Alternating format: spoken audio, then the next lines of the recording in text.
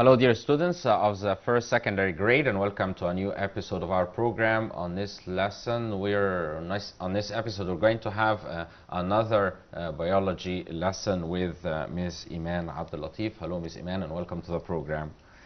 Welcome, Mr. Yasser. I'm glad to be with you in this program. It's a pleasure. So, are we going to carry on with Unit 1? Inshallah, we'll continue talking about Unit 1. We'll talk today about the nucleic acid. This is the last part of this biological macromolecule. The last one, we call it a nucleic acid. All right, so what should we focus on? The main structure of amino acid we'll discuss today, the nucleic acid structure and the building unit of the nucleic acid. We call it a nucleotide.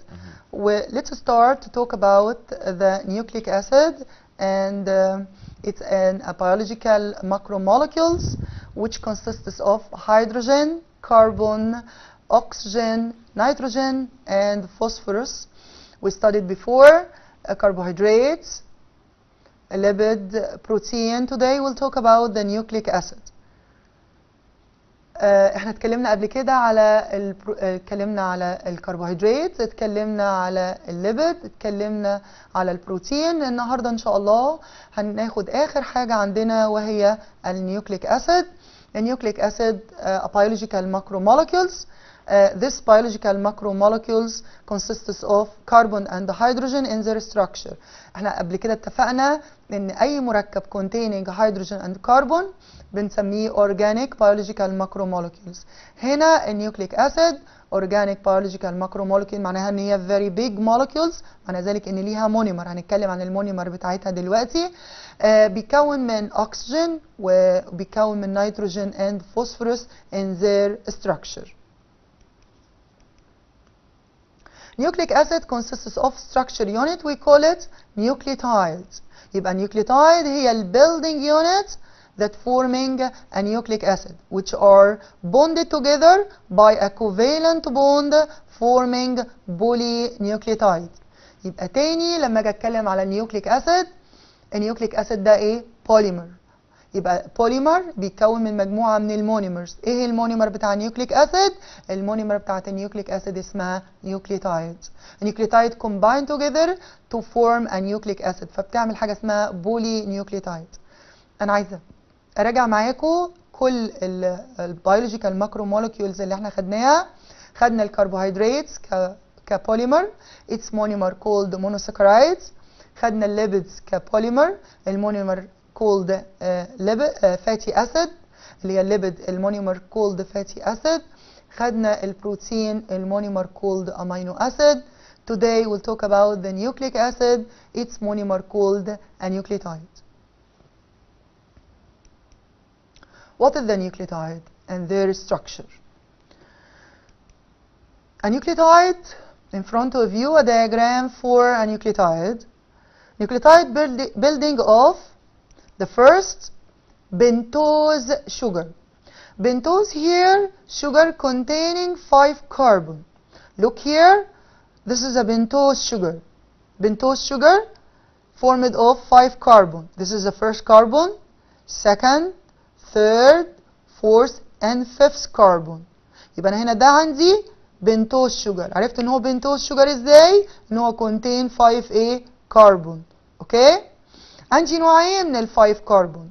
Ribose sugar, we studied this word in the first lesson. Ribose sugar, simple type of sugar, monosaccharides. ده found in RNA, and deoxyribose sugar found in DNA. يبقى أنا عندي البنتوز شوجر منه كام نوع؟ 2 type, ribose and deoxyribose. In the carbon number 5 connected with a phosphate group. يبقى carbon number 5 connected with a phosphate group BO4.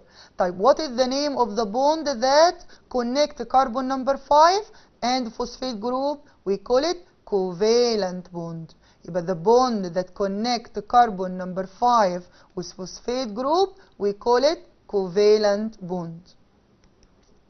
Third part, nitrogenous base. Nitrogenous base connect with carbon number 1. Connect with the carbon number 1 by also covalent bond. يبقى here in the nucleotide we have two covalent bond, one between carbon number 1 and the nitrogenous base, and another one between the carbon number 5 and phosphate group. يبقى تاني يا ولادي علشان الدروينج ده very important, the structure of nucleotides. يبقى nucleotide, this is a monomer of nucleic acid. ايه هو nucleic acid؟ biological macromolecules. تمام كده؟ organic ولا لا؟ organic because containing carbon and hydrogen. طيب what is the chemical structure of the nucleotide?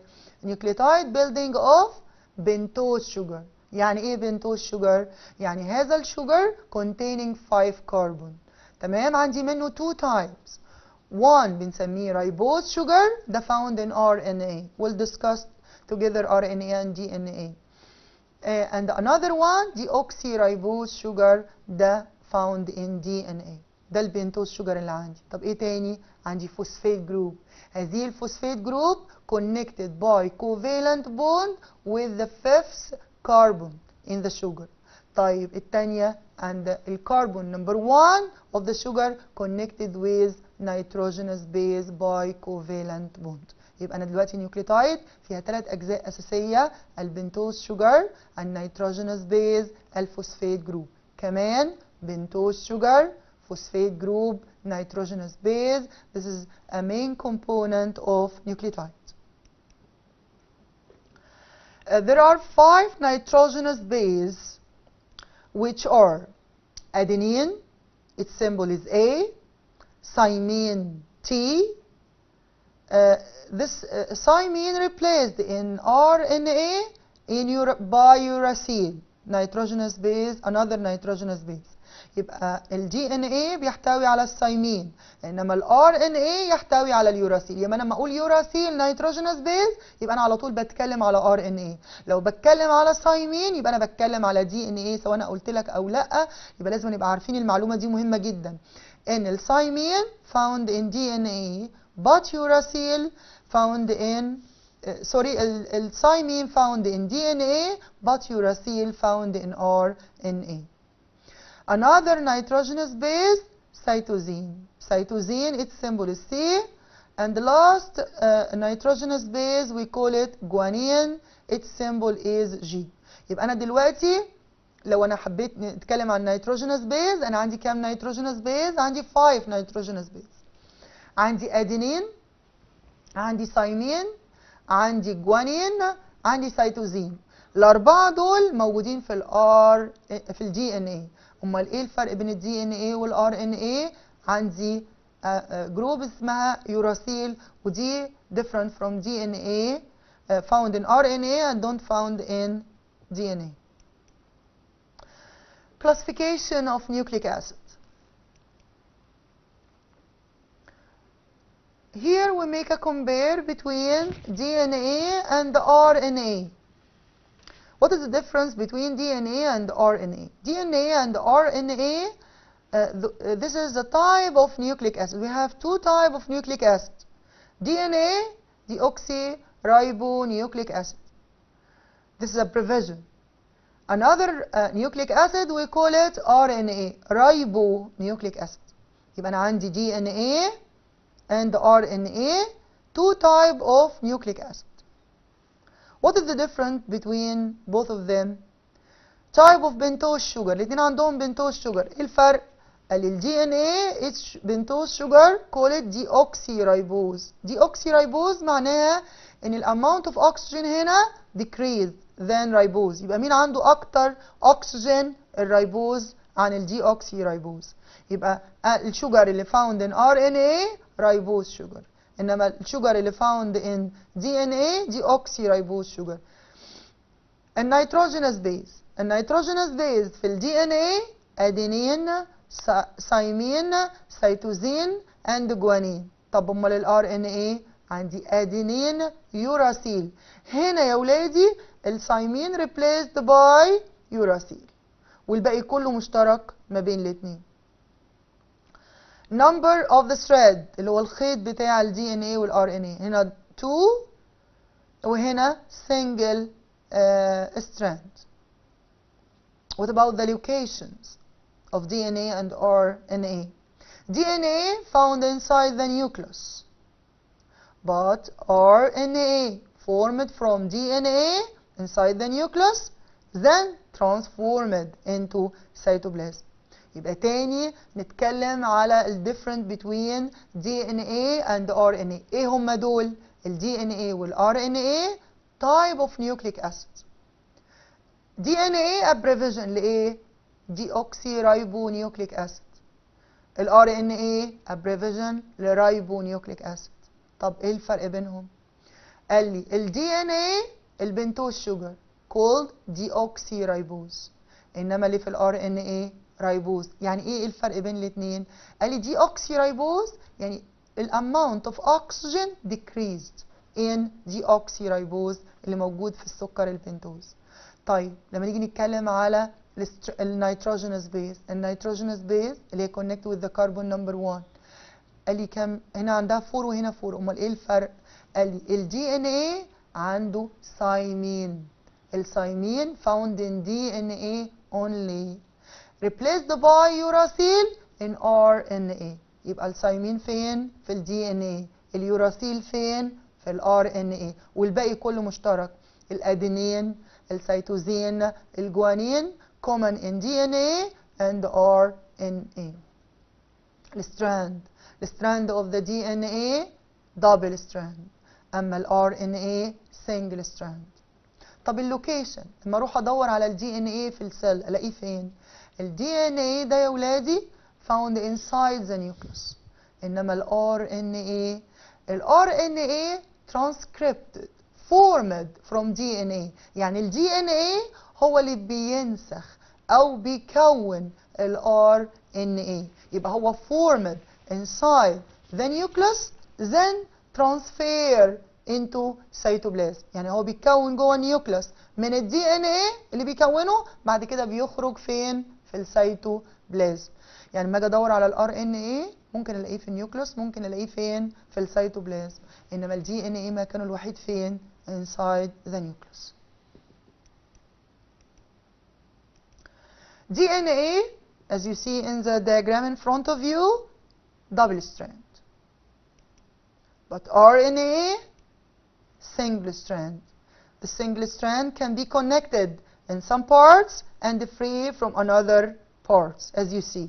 يبقى ال DNA double strand، هنا single strand. Importance of DNA and RNA. What is the importance of DNA and RNA? It carries the genetic informations from generation to another, appearing the trait of the living organism, organizing all vital activity of the cell. تعالوا نتكلم على أهمية ال DNA وال RNA بالنسبة لجسمنا. أول حاجة بالنسبة لل DNA هنتكلم عنه إن هو carry all genetic information اللي هي المعلومات الوراثية. كل ما يتعلق بالصفات الوراثية بتاعتي موجود على ال DNA بتاعي. دي عندي حاجة اسمها الجيناتيك ماب، شايل الخريطة بتاعتي ايه كل الصفات بتاعتي، عشان كده responsible for genetic traits اللي هي الصفات الوراثية. يبقى ال DNA ده شيء مهم جدا بالنسبة لي. كمان ال DNA organizing all vital activities. ال vital activity اللي هي العمليات الحيوية الأساسية اللي ما نقدرش نعيش من غيرها، زي regulating digest process, respiration process. ده بيعمل regulating للvital activities اللي بتحصل جوه جسمي. فبالتالي لو حصل أي خلل في ال DNA دوت أكيد الإنسان ممكن يحصل عنده خلل في أنشطة كتيرة في جسمه. What about RNA? RNA it's used in building a protein which the cell needs. Also, their proteins are responsible for appearing genetic traits and organizing vital activities. يبقى ال RNA هو عبارة عن، قال لي ده بيساعد على building بروتين. طب ايه بقى البروتين ده؟ يبقى ال RNA ده هو اللي بيساعد على تكوين البروتين داخل جسمي. هو انا بيكون جوه جسمي بروتين؟ ايوه يا ولادي. ما انت لسه قايله لنا في البروتين ان البروتين ده اللي احنا بناكله بيتكسر الى امينو اسيد. ايوه، وفي جسمي بياخد هذا الامينو اسيد ويبدا يبني منه بروتين داخلي. هذا البروتين ده بيعمل ايه بقى؟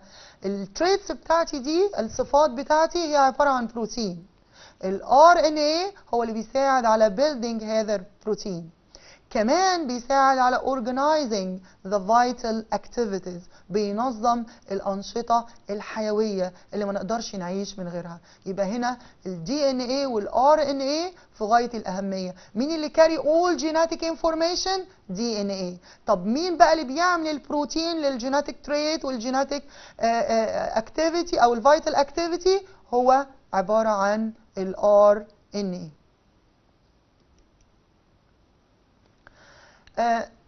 Now I have some question to you. Choose the correct answer.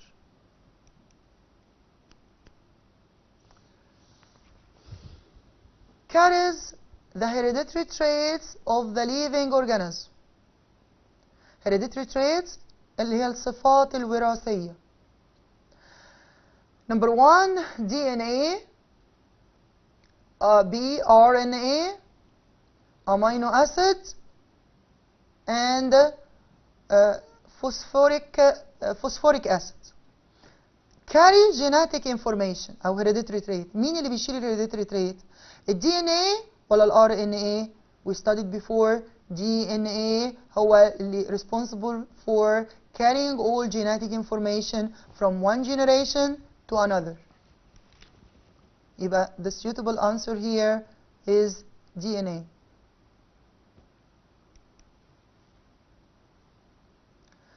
The sugar that enters in the structure of RNA of the RNA molecules is galactose, ribose, maltose, fructose.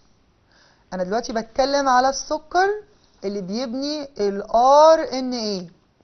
ال RNA formed from ribose sugar.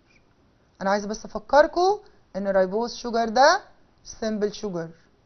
simple sugar بيكون من monosaccharides one molecules. الجلاكتوز برضو simple. المالتوز ده يعتبر disaccharides simple. فركتوز simple monosaccharides. أمال مين بقى اللي في داخل في ال RNA؟ الريبوز.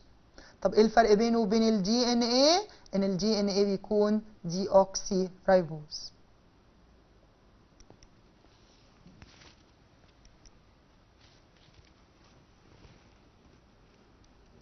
Nucleic acids are composed of glucose, fatty acids, amino acid, nucleotide. دلوقتي النيوكليك أسيد ده بوليمر. ايه المونيمر بتاعته؟ الجلوكوز ده المونيمر بتاعت مين؟ الكربوهيدرات. الفاتي اسيد المونيمر بتاعت الليبيدز. الامينو اسيد المونيمر بتاعت البروتين. اما نيوكليوتايد هي المونيمر اوف نيوكليك اسيد.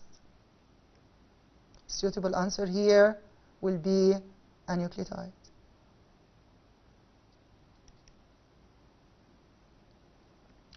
Question number 4. The bond linked the nucleotides together. Ionic bond, covalent bond, hydrogen bond, peptide bond. Nucleotide, this is the building unit of nucleic acid. Nucleotide دي connected together by A to form a nucleic acid, connected by covalent bond. يبقى الكوفالنت بوند هي اللي بتربط نيوكليوتايد مع another nucleotide to form a nucleic acid. طب نفتكر مع بعضينا البيبتايد بوند دي خدناها فين؟ خدناها في البروتين، وهي اللي بتربط امينو اسيد with another amino acid by releasing of water.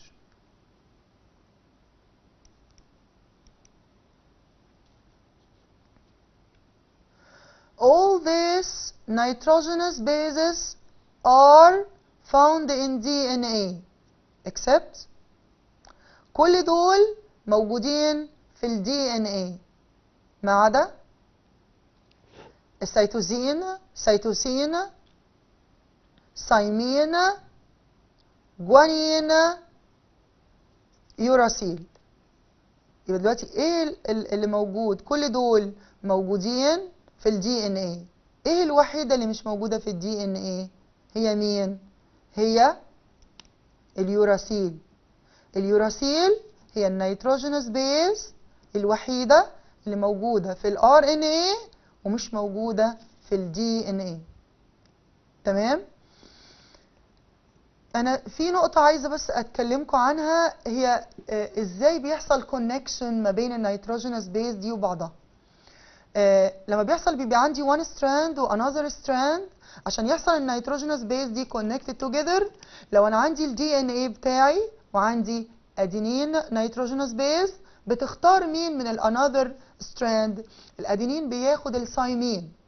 الأدينين هنا بياخد الثايمين and ثايمين connected together بإيه بقى؟ ببوند اسمها هيدروجين بوند. البوند دي بنسميها double hydrogen bond formed between adenine nitrogenous base from one strand and thymine of another strand. طيب في حالة السيتوزين بيتصل بمين؟ بيتصل بالجوانين. ده أنا بتكلم على DNA. يبقى الأدينين connected with thymine with double hydrogen bond، والسيتوزين connected with جوانين بتريبل هيدروجين بوند. يبقى انا اول مره اتكلم على الهيدروجين بوند يا ولاد. الهيدروجين بوند دي بتتكون ما بين two nitrogenous base connected together. يبقى دلوقتي لو عندي ستراند من ال DNA، عشان ال two strand دول connected together بكونكتد من انهي جزء؟ من النيتروجينوس بيز. النيتروجينوس بيز هنا بتكون في حاله الادينين والثايمين بتكون دبل هيدروجين بوند، في حاله السيتوزين والجوانين بتكون تريبل بوند. طب لو كان RNA، ال RNA زي ما احنا شفنا في الدروينج اللي فات، عايزه بس اراجعه معاكم. شايفين هنا معايا في ال RNA one strand. طب ال one strand دوت بيحصل ان هو connect in parts and free from another part. الجزء اللي فيه connection ده هنا بيحصل ان النيتروجينوس بيز can be connected by hydrogen bond، لكن هنا مفيش connection لان هي free from this side.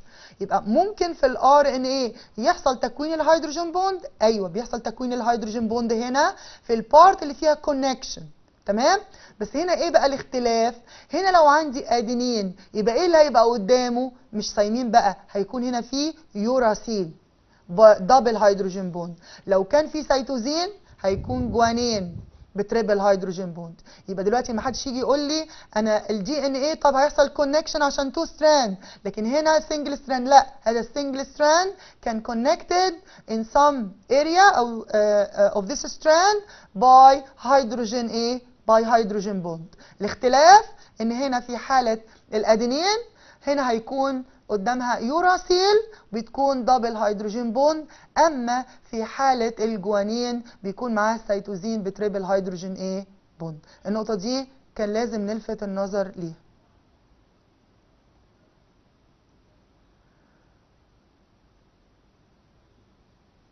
النيوكليك اسيد احنا اتكلمنا ان النيوكليك اسيد composed of nucleotides.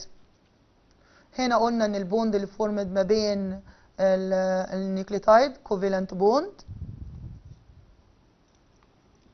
هنا all these nitrogenous bases are found in DNA except ايه بقى؟ ايه اللي مش موجود؟ هيكون اليوراسيل.